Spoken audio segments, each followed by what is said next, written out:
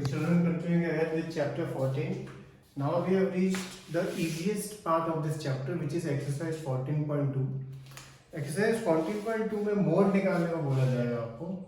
If you remember in 9th also you had found out mode और suppose कोई data था 7, 7, 8, 8, 8, 9, 10 ऐसे लिखा था और आपको बोला जाता था कि find the mode, तो जो वैल्यू सबसे ज़्यादा रिपीट होती थी वो आपका मोड होता था. जो 9th क्लास का ही मोड निकालने का मतलब था, it was of course very simple. 10th में भी it is very simple because केवल एक फॉर्मूला लग रहा है, वो ये वाला formula. Mode is equal to small L plus bracket f1 minus fo upon 2 f1 minus fo minus f2 into h. ये फॉर्मूला और ये फॉर्मूला में हर एक चीज क्या रिप्रेजेंट करती है, that is very very clearly written in the text book.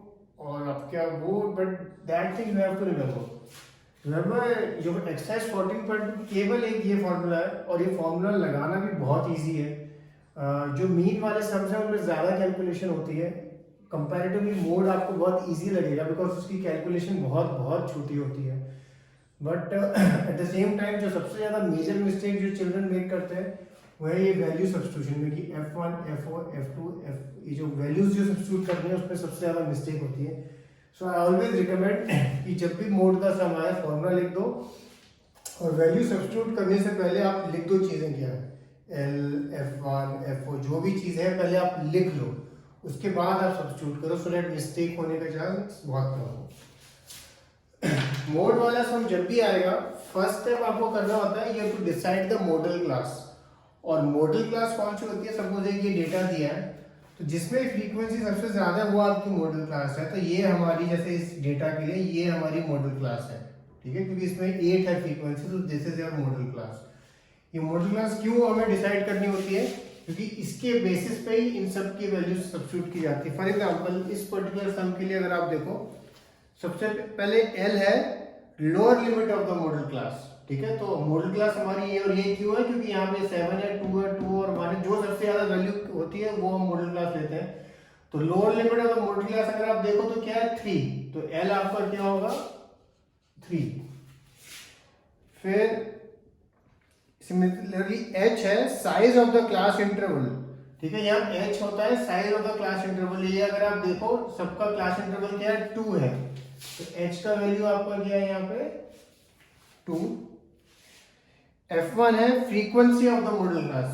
जो frequency of the modal class अगर आप देखो क्या है 8. FO है frequency of the class preceding the modal class. Modal class से पहले वाले क्लास की फ्रीक्वेंसी क्या है 7. और F2 होगी frequency of the modal class succeeding the modal class. Frequency of the class succeeding the modal class, तो वो क्या है 2. अब ये वैल्यूज आ गई 3, 8, 7, 2, 2. अब बस आपको सब्स्टिट्यूट करके सॉल्व करना है इसको, ठीक है. तो सबसे ज्यादा मिस्टेक जो होती है बच्चों की वो ये वैल्यूज एक तो लिखने में होती है और लिखने के बाद उसको सब्स्टिट्यूशन में होती है, तो वो आपको ध्यान रखना है. एक ये सब तो मैं भेजूंगा. तो अगर आप देखेंगे एक्सरसाइज 14.2 में बस 2 तरह के सम है. एक है या तो आपको केवल मोड निकालना है या मॉडल क्लास मोड निकालना है, या आपको बोला है मोड एंड मीन दोनों निकालना, ठीक है. तो बस ये 2 ही तरह के सम है एक्सरसाइज 14.2 में. तो जब भी मोड निकालना है फर्स्ट स्टेप अगेन रिपीट कर रहा हूं, मॉडल क्लास डिसाइड करनी है. एक बार मॉडल क्लास डिसाइड होगी फिर तो सम ऑलमोस्ट फिनिश है, बस आपको फिर फॉर्मूला में चीजें सब्स्टिट्यूट करनी है. जैसे अगर हम देखें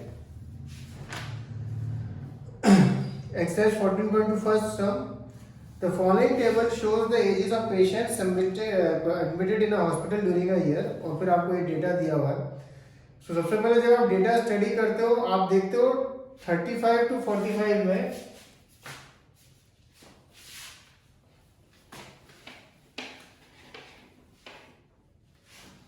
ये क्वेश्चन वन है. अगर आप देखो 35 to 45 में 23 है, तो वो आपकी मॉडल क्लास है, ठीक है.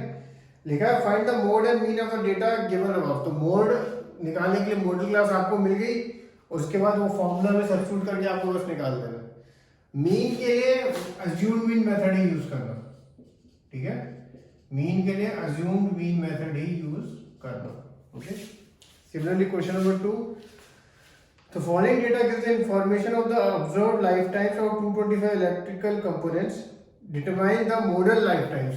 Modal lifetimes ऐसा वर्ड लिखा तो उसका मतलब उस क्वेश्चन में भी आपको मोड ही निकालना है.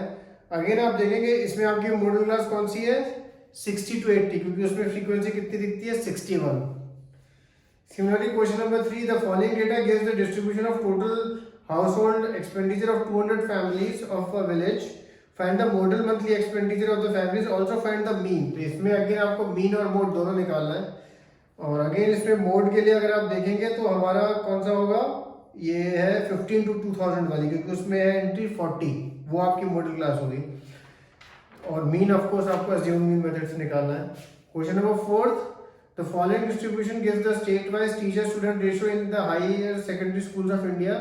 Find the mode and mean of this data and interpret the two measures. तो अगेन मोड एंड मीन निकालना है. इसमें अगेन मॉडल क्लास आपकी कौन सी होगी, 30 to 35, क्योंकि उसमें एंट्री क्या कितनी है, 10. Question number 5. The given distribution shows the runs scored by some top batsmen of the world in one day international cricket matches. Find mode. Again बस मोड निकालना है. तो इसमें अगेन आपकी मॉडल क्लास होगी 4 to 5000. एंड सिमिलरली लास्ट वाला question. तो अगर आप देखेंगे ये क्वेश्चन डिस्कस तो लिटरली 5 मिनट में हो गए, बट दो चीज़ें ध्यान रखनी है आपको. नंबर 1, कैलकुलेशंस आराम से और ठीक से करनी है. अगर आप इनफैक्ट क्लास में मेरे सामने एक ये वाली एक्सरसाइज कर रहे होते हैं तो ऑलमोस्ट 2 क्लासेस जाती हैं हमारी, बिकॉज कुछ समझ में मोड एंड मीन दोनों निकालने को बोला है. एक चीज़ और ध्यान रखना, जब आप मोड और मीन निकाल रहे होगे ना, सपोज मोड आपका आता है 120, ठीक है, और मीन सपोज मोड आया आपका 120, और अगर सपोज मीन आपका आया 30 आया, ठीक है, तो एक चीज देखना कि कहीं कुछ मिस्टेक है, मतलब बिकॉज इतना डिफरेंस नहीं होगा, थोड़ा बहुत डिफरेंस होता है बट इतना डिफरेंस नहीं होगा. और उसमें आपको जब भी आपको ऐसा लगे तो पहले मोड की कैलकुलेशन चेक करना, क्योंकि मोड में कम जल्दी चेकिंग होगी आपकी, ठीक है, फॉर्मूला की उसकी जल्दी चेकिंग होगी. एंड लास्टली ये जब फॉर्मूला जब फर्स्ट टाइम आप लिखोगे तब तो आप टेक्स्ट बुक खोल के, जैसे टेक्स्ट बुक में करना है, पेज नंबर भी मेंशन कर दूंगा जहाँ पे फॉर्मूला का पूरा डिटेल में लिखा है.